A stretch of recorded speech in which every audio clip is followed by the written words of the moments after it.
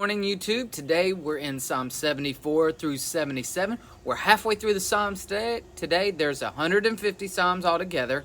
So you can read them. A good way to read them is in multiple 30s according to the date, which is today's the 26th. So you can read the 26th, the 56th, the 86th, and so on. Starting out here, Asaph or his descendants have written all of today's writings.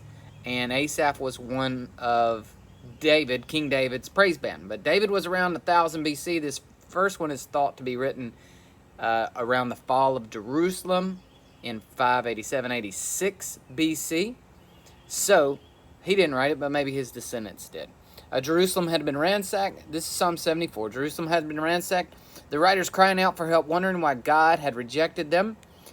They burned your sanctuary to the ground, verse 7. Verse 9, the end of it says, all the prophets are gone, and no one can tell us when this will end.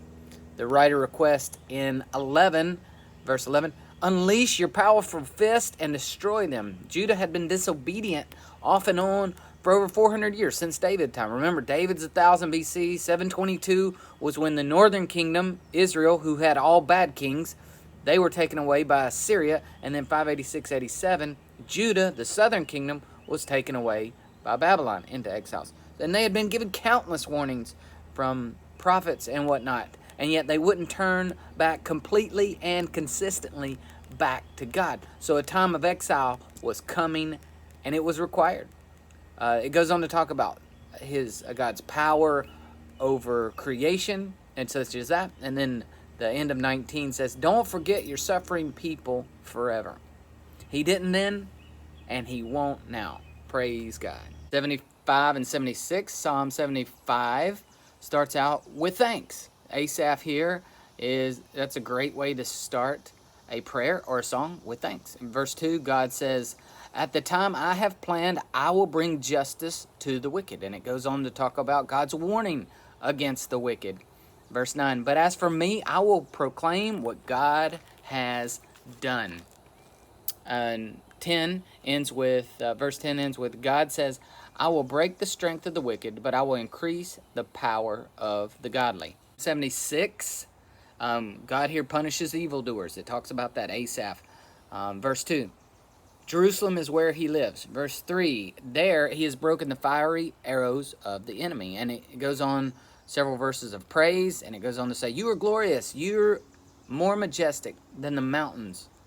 At the blast of your breath, the horses and chariots lay still. And if we look back at Psalm 20, where we were several days ago, some nations boast in chariots and horses, but we boast in the name of the Lord. Verse 10 talks about human defiance. Human defiance only enhances your glory. You use it as a weapon, so God has enemies get entrapped in their own wrongdoings oftentimes.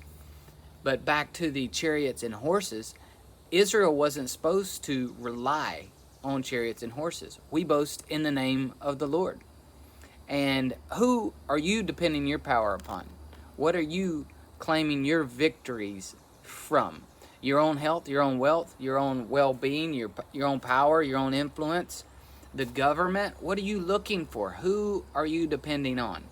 I would point you and encourage you to recognize God first in your life, in every circumstance, big and small. Give praise to God, not only for what he's done, but for what he's gonna do. If this has been a blessing to you, like, subscribe, and share by clicking on these buttons.